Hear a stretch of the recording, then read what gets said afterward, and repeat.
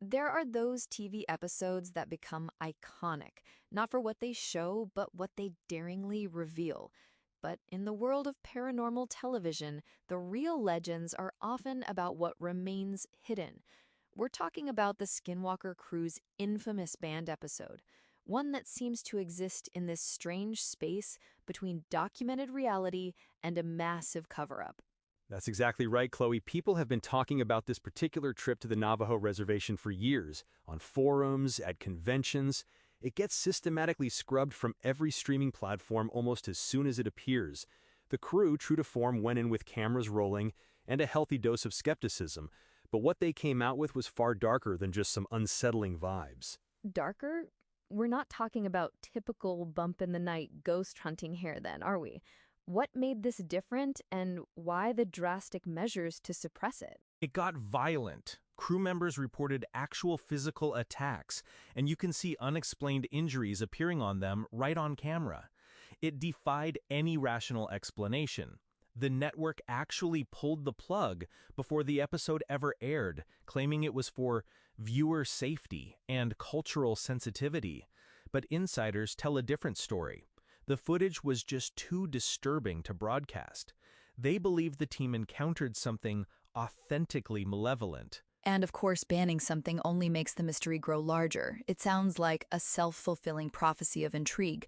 What about the crew themselves? Did they ever speak about it?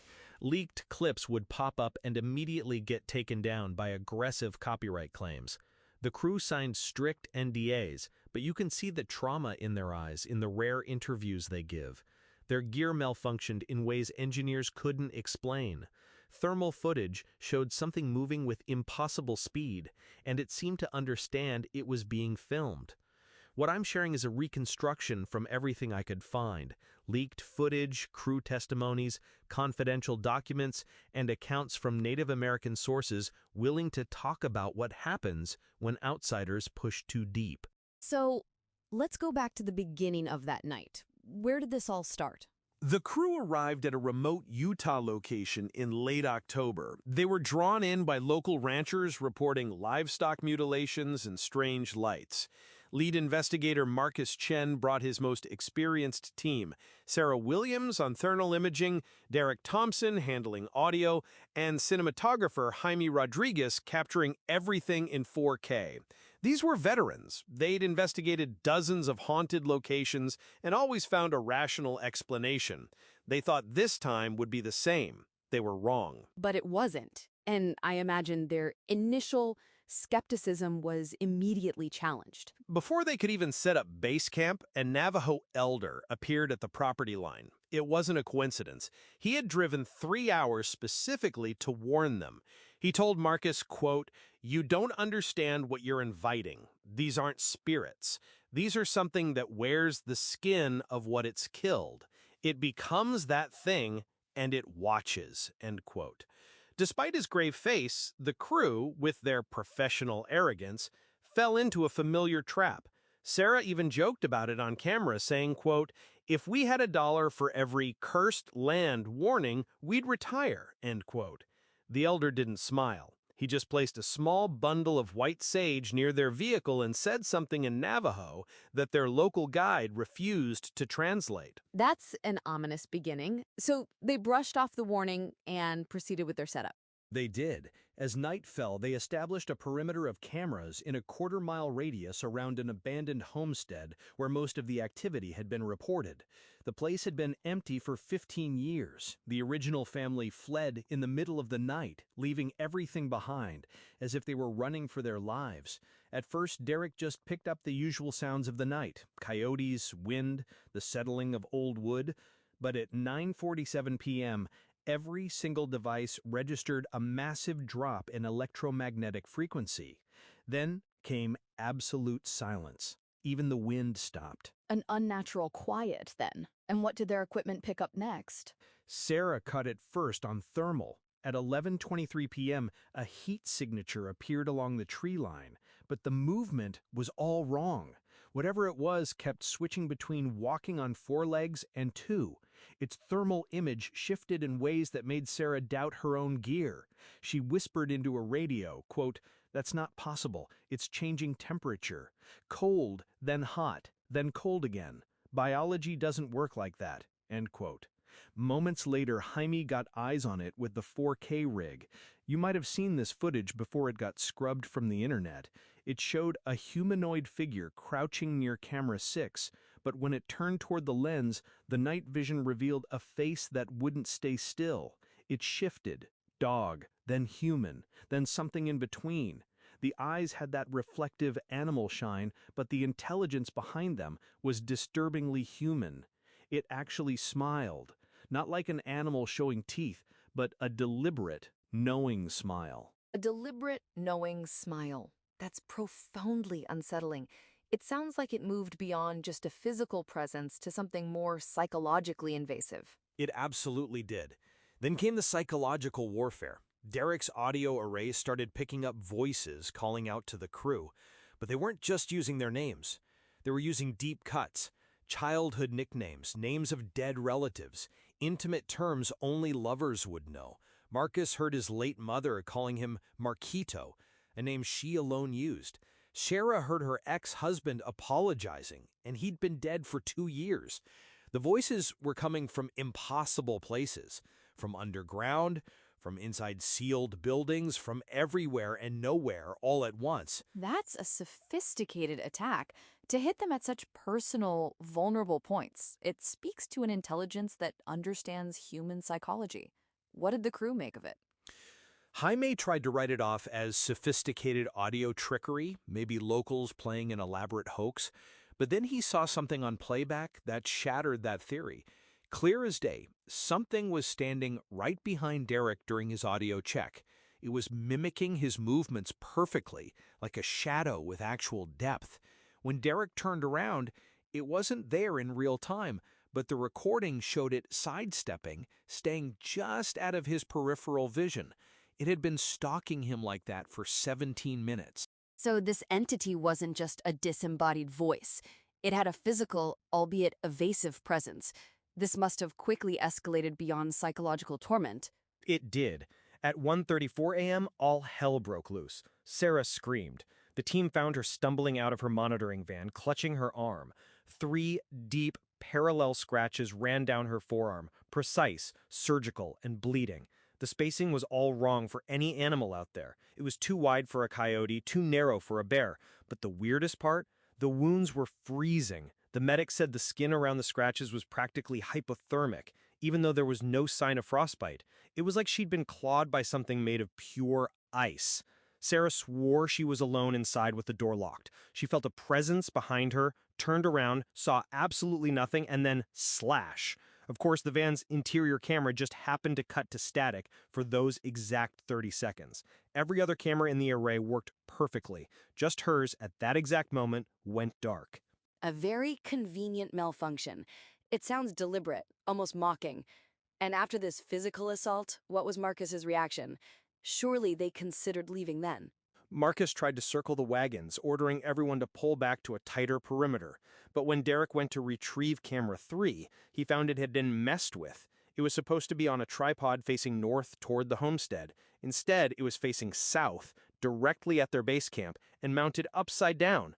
The camera was still recording, though. The footage showed it tilting, spinning, and remounting itself, manipulated by invisible hands. And the audio? Just raspy, wet breathing right up against the microphone. Then Jamie got hit the hardest. He was in the equipment tent reviewing footage when something grabbed his ankle and yanked. It dragged him 6 feet across rough ground before he managed to kick free. His boot had puncture marks that looked like human teeth, but the bite force analysis later showed pressure exceeding 800 psi. That's more than twice what a human jaw can generate. Jamie's terror was real, and his chest-mounted camera caught every second of it. As he scrambled backward in the dirt, something whispered right in his ear, close enough for the mic to pick it up crystal clear. "We know what you did, Jamie. We know about Phoenix." Everything in their gut said leave, and Sarah was practically begging him to pack it up, but he wouldn't budge. He argued, quote, "We can't go back with just scratches and creepy voices. We need the smoking gun or we have nothing," end quote. That decision would come back to haunt him. Despite all of this, the physical attacks, the psychological torment, the impossible events, Marcus didn't call it off? Sarah was practically begging him to pack it up, but Marcus wouldn't budge. He argued, quote, "We can't go back with just scratches and creepy voices. We need the smoking gun or we have nothing," end quote. That decision would come back to haunt him. So they pushed further in. What did they find inside the abandoned homestead? Derek and Jamie geared up to go in with him while Sarah stayed back in the van, nursing her bandaged arm, eyes glued to the thermal display. When they got to the homestead, the front door was standing wide open, even though footage from an hour ago showed it shut tight. The vibe inside was profoundly wrong. The air felt heavy and thick, smelling like a mix of rotten meat and wet dog. Their flashlights cut through the gloom to reveal a house frozen in time. Dinner plates were still on the table, covered in 15 years of dust. Kids' toys were scattered across the floor, but the creepiest part? The family photos on the walls. Every single face had been scratched out. Deep, angry gouges where the eyes used to be. In the master bedroom, they found the walls covered in symbols. It was in English, Spanish, or Navajo. The guide later said that looking directly at them actually hurt your eyes, like they were squirming in your peripheral vision.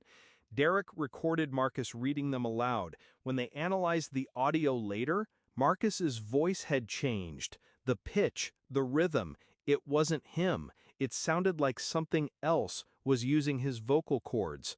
And the worst part? He had zero memory of ever reading them. That's truly horrifying.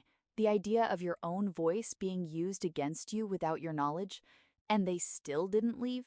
Was there something else they were searching for? Something that compelled them onward? There was the basement. The door wasn't original. It was modern, new, and installed from the outside with a heavy padlock. Someone had trapped whatever was down there after the family left. Marcus cut the lock. The stairs went down into a darkness so thick their flashlights could barely cut through it.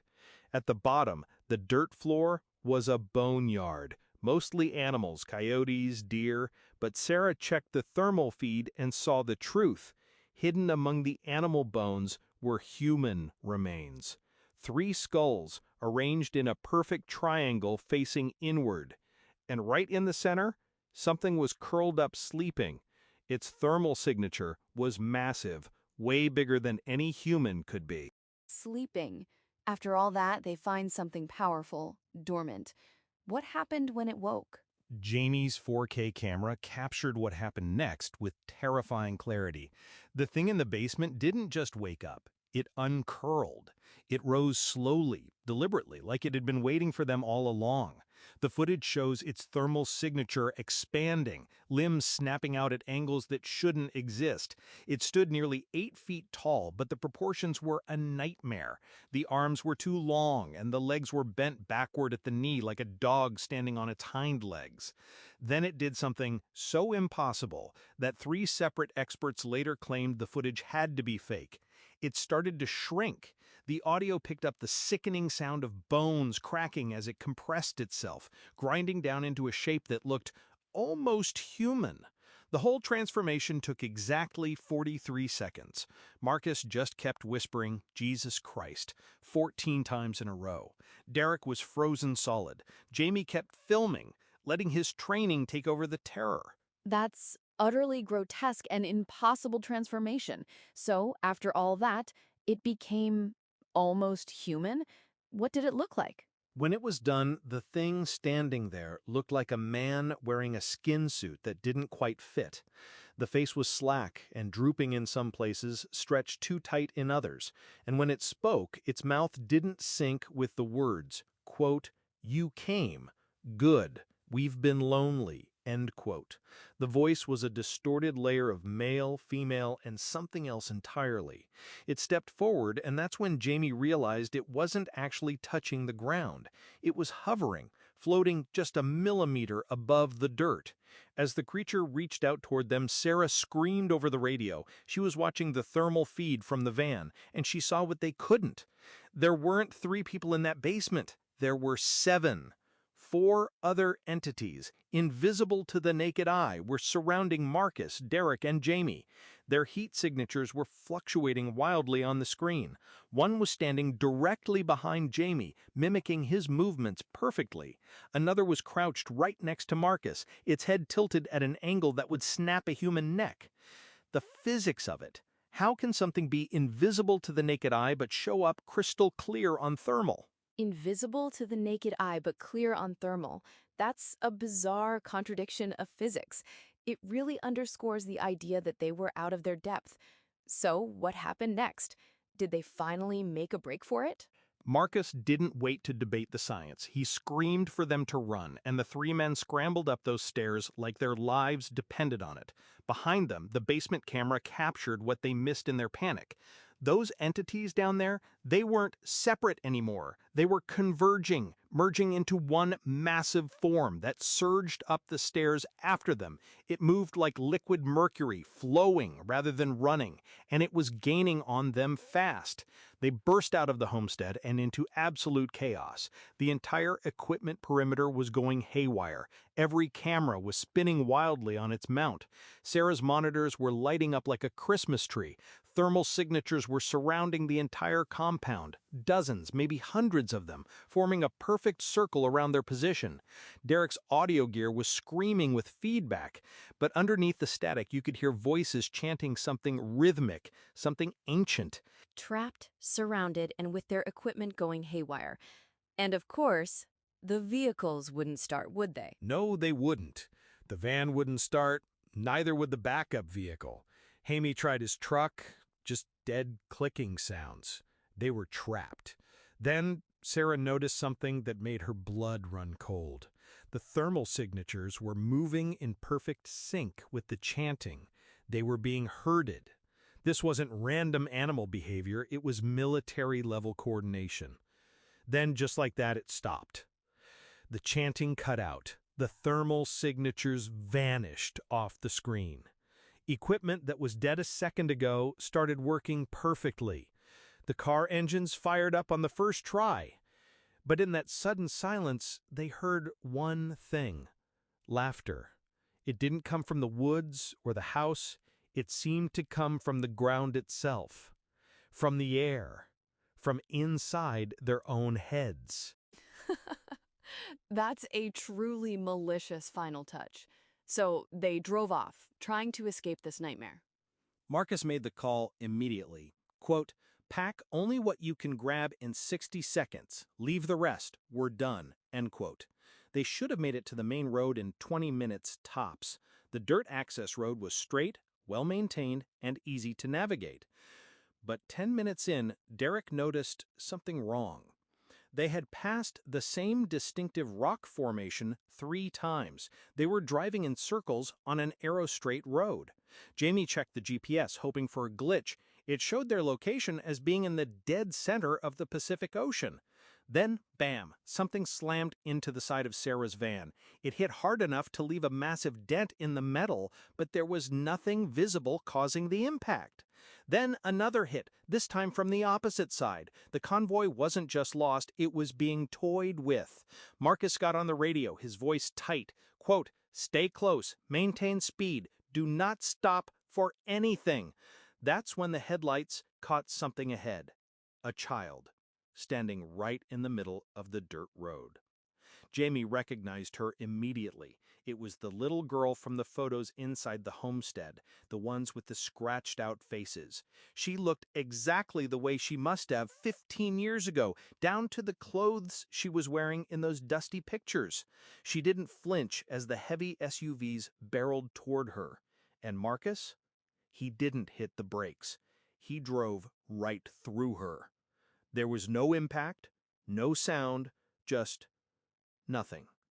But when he checked the rearview mirror, she wasn't alone anymore.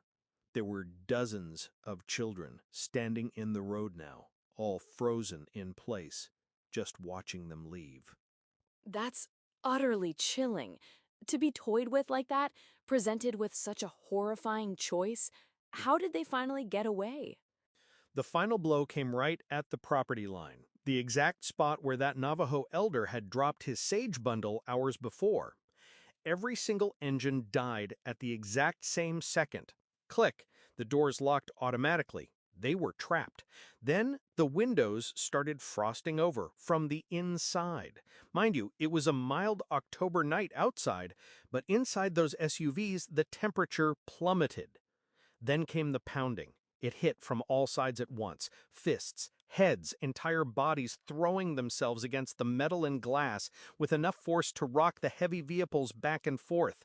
If you listen to the audio from this part, it's easily the most disturbing evidence they have. It's not just noise, it's hundreds of voices screaming in unison, creating a sound that audio experts later confirmed human vocal cords literally cannot produce. That's when Sarah spotted it. The sage bundle the elder had given them. It was still right there on Marcus's dashboard. She didn't think, she just grabbed it and held it up against the windshield like a shield. Instantly, everything stopped. The pounding ceased, the screaming cut out, the doors clicked unlock, and the engines roared back to life on their own. They punched it across the property line and didn't let up on the gas for 40 miles. So the elder's warning and his gift were ultimately what saved them. It's a stark reminder that some things are beyond our scientific understanding, and sometimes the best choice is simply to listen. This episode paints a picture of a confrontation that defied all expectations, a truly terrifying encounter that continues to haunt those who experienced it and those who know of it. If this account made you rethink what's possible, share it with a friend.